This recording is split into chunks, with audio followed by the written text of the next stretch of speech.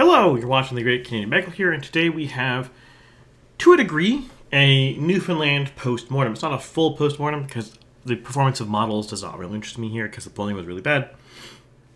But we will be covering a lot of stuff for this. So before I begin, I'd like to shout out my channel members. I really appreciate the support you guys give the channel. By all means, if you support the work I do here, go to the link in the description below and press that join button. Otherwise, you can do your regular YouTube things like share, subscribe, and comment below. So, let's start with the first part here. The polls did bad. Very bad. They were not very good polls in this election. So, we can look at that in a moment. So, let's make this bigger so we can see it. Boop, boop, boop, boop. We can make this a bit bigger still. There we go. Easy to read. Nice to see. There we go. As you can see, this is rated. I've included my poll here despite not publishing it. This is a bit cheeky. This was the results of the poll I did. It's n equals 20. I will not publish polls below n equals about 40 or 50, depending on exactly what I'm doing. But since my poll ended up being reasonably good, I published it. Ish. I put the headline up. And when I say reasonably good, I mean it wasn't the worst one, despite only having 20 respondents. Now, this narrative poll, I will put some asterisks here. This poll is old, but it was published during the writ, so I'm near the middle of the writ. So I am counting it, because if narrative did not want this poll to be referenced in conjunction with this election, they should not have published a poll that is 2 months out of date mid-election. That is malpractice unless you are intentionally trying to say this is relevant still. But even then, places like Main Street do pretty bad. Places like Independent Insights, I've never heard of this firm before, but they published a poll and it was also pretty bad.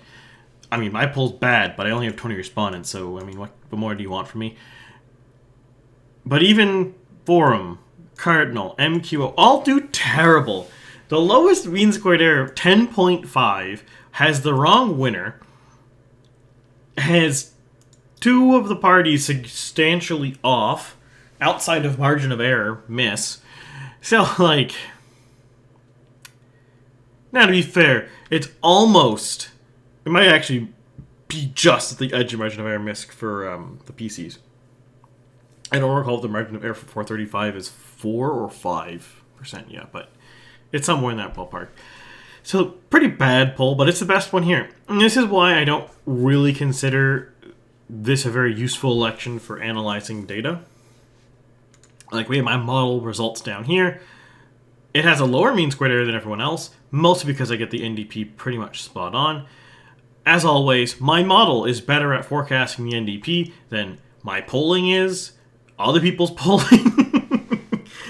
So yeah, my model, very good at forecasting NDP. If you doubt my insights into the NDP, just know that I pretty much always nail them. At least popular vote-wise. Miss on the PCs, miss on the libs of my model, but that's to be expected because, again, we have a massive polling miss. And I'll get into why this happened, because this is a pretty predictable thing. And I'll discuss that momentarily, but we're just going to go. I've done this before, and people have disliked it before, but hey, I'm just going to do this to kind of show you that there is some method to this. So, now, this is by-election tracking. I can just make this bigger so you can see the whole sheet, because I don't really care. There we go. I'll zoom out. Wait, we can fold this. Here we go. We can see the whole thing now. So, we have a by-election. I think Waterford Valley, St. John proper, it doesn't really matter. Conception Bay, East Bell Island is the suburb / Avalon.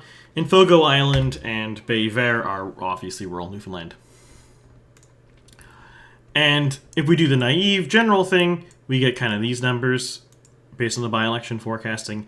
If we try, and this is dubious because this is 1, 1, 2, you can get regionals. And it's kind of like this. And if I don't have regional data, I can just plug in the province-wide to get Newfoundland, or sorry, Labrador here. So it is a bit dubious. It doesn't properly work here because obviously in reality, this is not at all what Labrador looks like.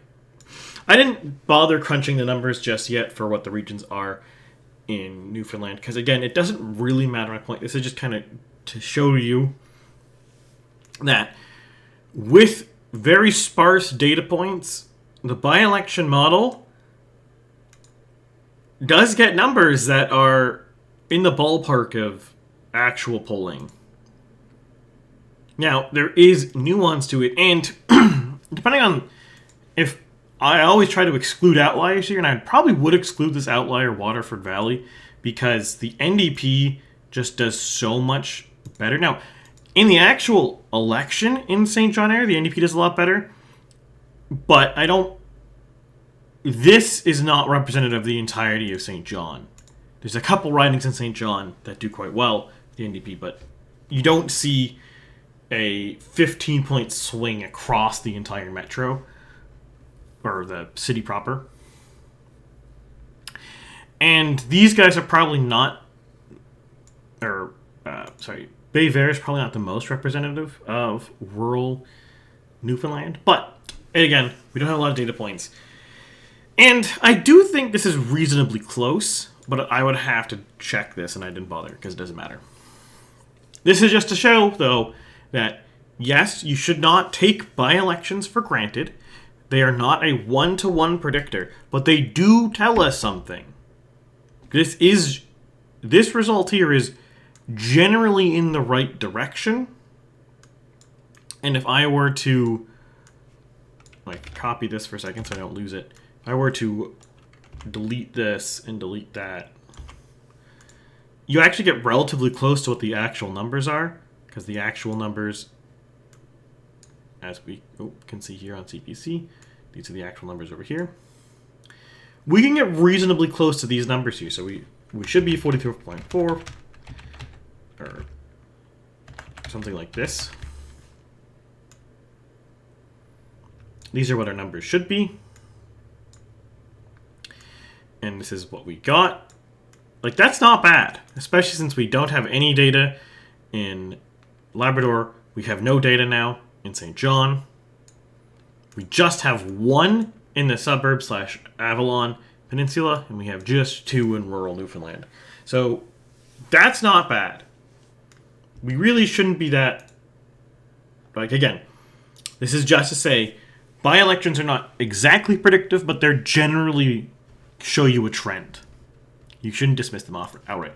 But now, let's discuss what this election means. So, for the longest time in Newfoundland, it was the Avalon Peninsula here and the suburbs were the core of the PCs, and they had some strength in St. John proper. Rural Newfoundland was mostly Liberal. And Labrador, because it's so small, some of these ridings, like Torngat Mountain, has 1,000 votes. This one, Labrador West, a bit bigger, but again, it's still only... that's actually decent size. It's 3,000 something votes. A lot of these are pretty small. This one's pretty small too, so you get the idea. A lot of the ridings in Labrador are pretty small, so they're not the same level of indicativeness. They're more swingy. The smaller the riding, the more one person matters. And that one person being the candidate. But now we're starting to see the opposite. We're seeing the PCs consolidate rural Newfoundland, still doing fine on Avalon, but they're doing not, generally speaking, as well in St. John. They're not really winning, close to winning any of these ridings. Even Waterford Valley here, their closest one, is not very close. So the Liberals are slowly doing better in St. John, and they're doing worse in the rest. And this is kind of this shows you, again, I've pointed this out in many elections in Canada and to a lesser extent the US. There is and you can point this out in Europe too, there is a general realignment going on because politics is slowly pivoting to be more social focused. And this isn't just the social issues of yesteryear, like abortion or gay marriage or whatever. This is about everything. But I had this epiphany this morning while I was thinking about this video and trying to decide what to say about this. Especially true in Newfoundland is there is a growing sense of alienation and discontent, not just with the government, not just with between the rurals and the cities, but also inside communities. I had a good discussion on my Discord, which you can get to if you become a level 2 member, where we're discussing alienation in regards to municipal elections and such.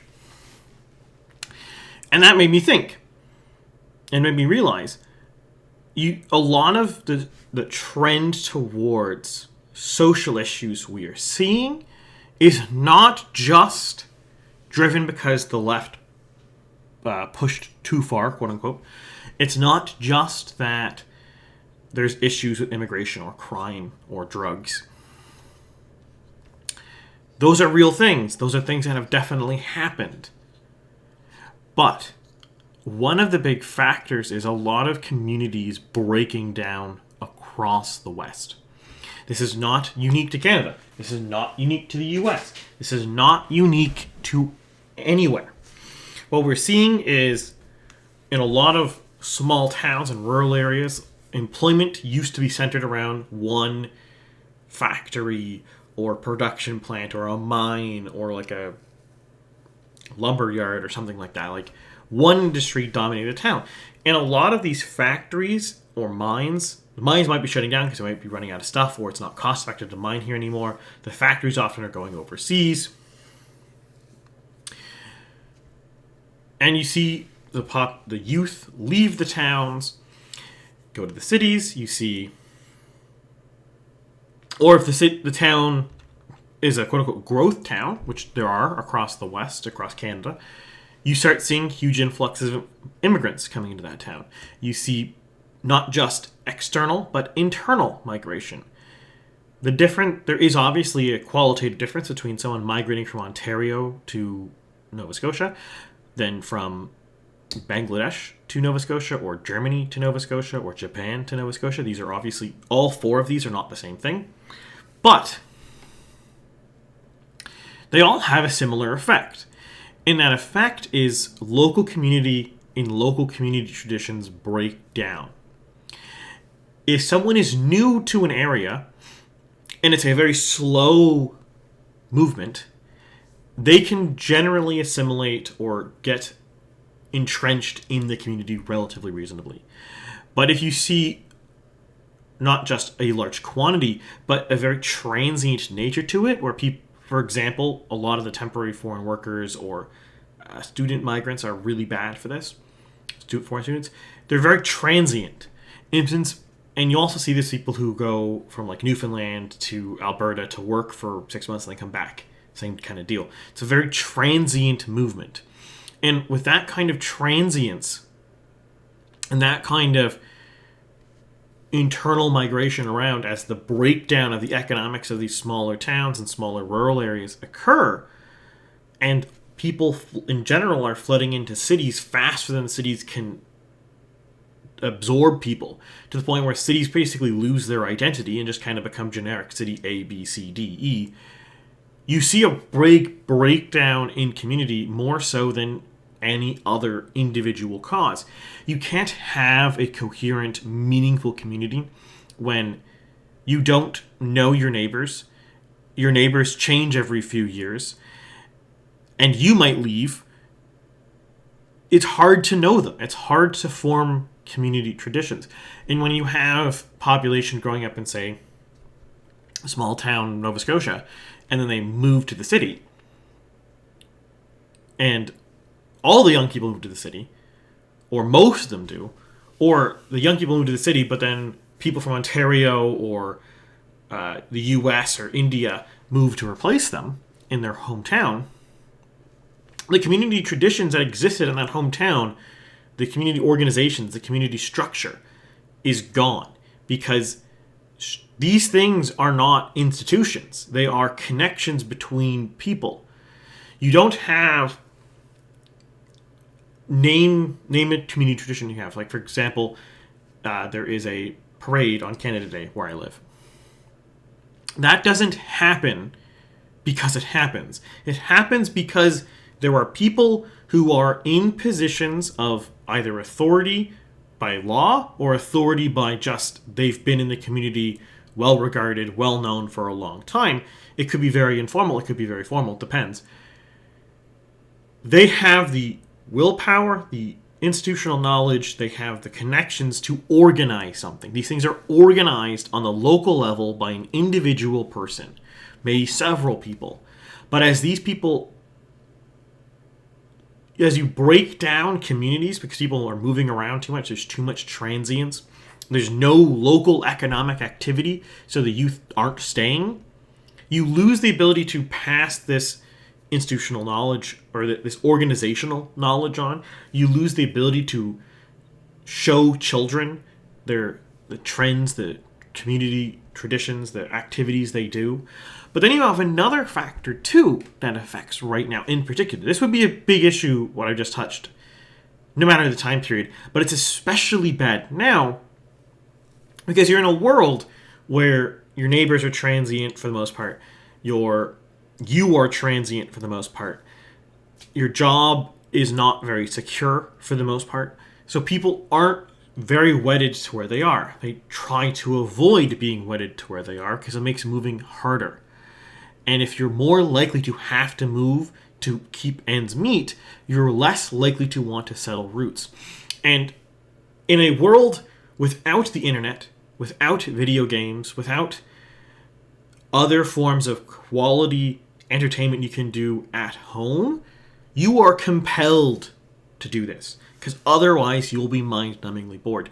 But because so much of the way the economy and the way the people are structured today is fundamentally broken and structured in a way that no one has structure, no one has community, people retreat to social media, people retreat to video games, people retreat to books, to TV shows, or whatever, in their comfort of their own home as the way to do entertainment. And it's no wonder, then, we see a loneliness crisis like we've never seen before. It's no wonder we're seeing alienation, because the biggest story of this Newfoundland election is this part of Newfoundland felt alienated from this part of Newfoundland. And you could point to that nationally in Canada. You could say most of Canada feels alienated from the decision-making that happens in Toronto, Ottawa, Montreal, and Vancouver. And before some smart-ass pops in the comments saying, oh, but that's where people live. No, actually, the majority of the population does not live in those four cities. Unless you take a very broad definition of those four cities, but even then I don't think it's half the population. But even then, if even it was half the population, that still wouldn't be acceptable because there's a other half the population who feel alienated from the decision making. But even inside places like St. John, even inside places like Toronto or Vancouver, you also see the same alienation bubbling up. But the people in the cities, the rural areas and small towns and small cities can point to the big city as the aggressor. But if you're in the big city, you don't really have anywhere to point to, so you're just kind of left befuddled. You feel alienated, you don't really feel like the government's working properly, but you don't know why. And this all stems back to the core issue. And the core issue isn't per se the economic situation. It's not per se the various social policies. Now, these can all be serious issues, but the core issue affecting today is this profound loss of community and profound alienation that has been caused by the double whammy of the West embracing very rapid globalization, in the sense that they allow companies to offshore very easily, and they're very happy to do it. And the mass migration that the West has embraced for the longest time, combined with the internet. These three things combined have facilitated basically complete breakdown of local communities. Because, again, if you don't have a local job, you're not going to stay where you are. If people are moving around like crazy, not just external but also internal migration, it's hard to set roots and build a community. And if you have the ability to escape to an online world where you can talk to other people or you can engage in the facsimile of community, you can kind of pretend it's real. But it's not. None of these things are real. To a degree, what you say on Twitter when it says, like, as in regards to, say, your rhetoric or your political positions or your arguing, that's real. People see that and that influences people. But to say that you have an online community is not true. You could be one of the small sections of the population who plays online games with the same people for many, many, many years, and that over time approximates a community, but it's still not the same thing. There is a qualitative difference between saying, I know these people for 10 years, we play games together online, and saying, that's my neighbor, I can walk over to his house and get butter if I'm missing some butter. Or I can ask my neighbor across the street to watch my son when I'm away. Or the teenage girl down the street babysits my baby when my wife and I want to go to dinner. These are qualitatively different things. And these things disappear when people aren't having kids, when people are moving around like crazy, when people don't have security in their jobs, when people have the ability to retreat online. When you lose the organizational and historic and, to a lesser degree, institutional knowledge to organize local events, that causes a big loss in communities. And that's one of the reasons why you're seeing all sorts of this the rise of populism, the rise of this discontent, the massive swinging in politics. Rural Newfoundland is not swinging PC necessarily because of anything the Liberals did. Now you could say maybe it's the Memorandum of Understanding about Churchill Falls thing, maybe it's healthcare, maybe it's the other thing, maybe it's the XYZ thing. Those things are factors. They influence people. They have caused impact on votes. But the underlying trend is that this part of Newfoundland doesn't feel represented by this part of Newfoundland. And that's the truth everywhere. And that's because this part of Newfoundland is more economically deprived in a sense than this part. This part is more transient to an extent than this part. And when I say transient, I mean people leave this part to go elsewhere. People leave rural Newfoundland to get jobs elsewhere. They might come back eventually. I know why I'm from rural Nova Scotia. It's reasonably common for someone to go to Alberta, to Ontario, to BC, work for 20, 30, 40 years, and come home. One of my dad's friends from university did that. Worked in Alberta, in the oil patch for many years, came home. Lives somewhere in rural Nova Scotia now. This is very common. But that doesn't change the transience of these communities. It doesn't matter if they come home eventually. You come home eventually and you see your friends from high school or university and say, hello, hi guys, I'm back. You see your family, I'm back. You come back every Christmas. You come back every Thanksgiving. Doesn't matter. You still have the transient because they're not there during the events. You're not there during your community events. And it's to the point where most of these community events barely exist anymore. And even worse than they might even if they barely exist, you have an issue where people who've moved into community recently or come from overseas and barely speak English, for example, they might not understand there's a community event going on. They might not understand what the community event is about. When I first moved to the town I live in, because I couldn't afford to live in the town where I grew up, there's a candidate parade here. Now, you might think to yourself, of course there's a candidate parade here, but I didn't realize that. I missed it. I didn't know it was happening. Because how would I know? There's no signs posted up. There's no newsletter going around the community. There's no one I know in the community because I just moved there. My wife only noticed it because she was there the day it happened. Well, I was away doing something else. I don't recall what I was doing, but I wasn't home. And that's how these things happen. Because if I was an integral part of this community my entire life, I would just know that. I would have grown up with this. My parents would have grown up with this. It would have passed very easily from generation to generation. But since I'm a new person, and it's the year when I moved in, 2024, well, people are so used to transits, especially where I live, which is basically an exurb now. There are people who've lived here for many, many, many moons, but many of them are also like me, who have moved here because they can't afford to live in Halifax. So they moved here to live anywhere. So and then the other big factor here too, and this is another profound thing the West is losing, which is the loss of religiosity. Now, this is also true in places that are not clearly the West, like, for example, China's not very religious anymore. But you still have the same problem. So now on top of your transience, your economic insecurity, and I forgot my third point, but you remember the third point, you can come back to it. But on top of that, those three, you now have the internet. The internet was the third point.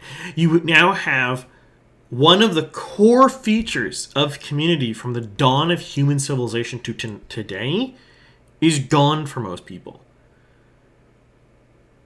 And that's really, I think that's something we will soon, over the next 10, 20 years, you will see a lot of people realize what they've missed by not going to church. And you will start seeing a trickle back of people. In fact, you could be seeing that right now, but it's really early, so it's really hard to say. It's possible the COVID pandemic caused a religious revival, but it's not. The data's young, so it's not very clear yet. But the point stands, though. You lose something when you lose these institutions, when you lose these organizations. Because what? Even ignoring the religious aspect of church, what is a church? It is a community organization that provides charity to local people. It organizes events for local people. You have a service once a week where local people go sit together, do something together, and talk to each other afterwards, to at least some degree. And those three things are more important now than ever. But even in religious communities, you really see the effect of the internet and the wide quality of at-home entertainment eroding some of these things. When I was a child, generally speaking, after church in the morning, everyone would go down to the church hall. Not everyone, but most people would go down to the church hall. And in the church hall, maybe like some cookies for the kids or whatever. And people would parents would talk, kids would play for a little bit. I'm not sure how long. I was a child. Now, that might come back, especially in the parish I go to, because my priest likes these community level things and has been trying to organize lots of them. But right now, that's not really a thing that happens. People don't congregate in the church hall immediately after service. Most people get up, leave the church. They might say goodbye to the priest or whatever. Might say talk to their family members or a friend or something for a bit. And they get in their cars and they drive home. Or they get on the bus and bus home or whatever. So you do still lose something in these more robust, more firm institutions. Because the people who are weekly church attending in October 19th, 2025, the day of recording this video, those people are much more community oriented than the average person, and they still are losing something. So then you really gotta fathom here how much more the average person is losing, because They don't do these things. They aren't going to church every Sunday. They aren't going to local community things because they're also a transient person with economic insecurity who has no knowledge of the local events, has no ties to the local community. They don't know what's going on. Or you might have a situation that's so big, like Halifax, that it's so transient too, that you don't really know. There is really no substantial local traditions anymore, except the ones the municipality continues to crunch forward because of inertia. And I say that like it's a bad thing, but that's actually a blessing. In some regards, governments being an unthinking, unfeeling, repetition machine is a blessing because it's one of the only things keeping various social traditions alive in the city, of any city in the world. For example, in Halifax, every summer, I can't remember which weekend, but they have a busker festival. So they have like street performers from across the world come to Halifax and they would perform on the waterfront. It's quite cool if you ever come to Halifax. I recommend trying to come for the busker festival. It's neat. They have other things too, obviously. Like I'm sure every big city has stuff like this. But a lot of these things only continue because of bureaucratic inertia. They continue because they continue because they continue. But that's not true on the local level. When you go one step lower and you're looking at Bob and Pop Town that has 500 people in it,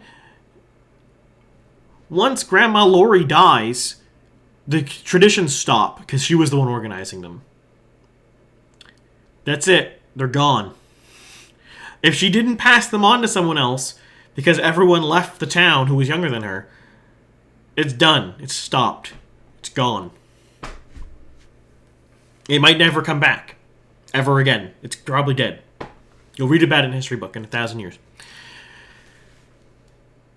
And that's the big tragedy people are facing. A lot of these things are knowledge tied up in, to a lesser degree, the boomers and the silent generation. Or primarily the silent generation these days, but to a lesser degree the boomers and the Gen Xers. And as they're going away, because they're old, and they're dying, tragically, I mean, death is unfortunate for all of us, but as they're dying off, a lot of them are leaving gaps unfilled, because the youth aren't there to backfill them. Because they've left the towns, or they've disengaged from local community to go online. And this is what's causing the modern alienation. In fact, you could probably say this is what's causing the modern decline in fertility. And I don't mean, when I say the modern, I mean like the last 10, 15 years decline in fertility, last 20 years decline in fertility. It's not the nonsense gender war crap people push all the time. And by the way, if people are pushing gender war crap to you, they're a bad actor. You should really doubt them. The issue is never men versus women. That's crap. It's always other societal factors, because men and women are categorically different, but they're not fighting on the societal scale. That's not the problem. The problem is social alienation. And it's so obvious here. Because if you lose your social events, I guess even today where things like clubbing are going away. Whether clubbing is good or bad, different topic, but that's going away. Bars as a congregation point is basically dead for people my age. No one does that I know of. And I know some people who were pretty active in partying scenes. That just doesn't happen anymore. And back in the day, you look at 1,000 years ago, people would congregate to pubs. That would be a place where people would hang out outside their houses. That would be a place the community would organize and do things. Doesn't happen anymore. Now, people might organize in their own houses, which is great. Love that. But that's not everybody. And that's really the core issue I'm trying to hit on here. Is you have to understand modern politics is all about the question of alienation. And that's one of the reasons why in places like the UK, you see the Conservatives win a stumping majority, get crushed. Labour wins a stumping majority, it's probably going to get crushed. Reform is going to win a stumping majority, and it's probably going to get crushed. Because these parties are getting surged to win because of alienation, and none of these parties know what the problem is because they're usually led by people who haven't experienced it. Nigel Farage, to go on a soapbox for a second, is probably going to be a failure for UKPM if he wins. Not because Farage is necessarily a bad person, or his platform is necessarily bad, or whatever. It's because he hasn't experienced the modern alienization. He's too old. He's blessed in that he experienced life before it broke down. Before you're in a situation where people have to proactively think, wait a minute, what do people do? What is there to do other than play games or use social media? But I'll leave that one here. If you guys like this video, by all means, let me know in the description or comments. Let me know what you think. But with that, I bid you guys adieu, and I'll see you next week with something new.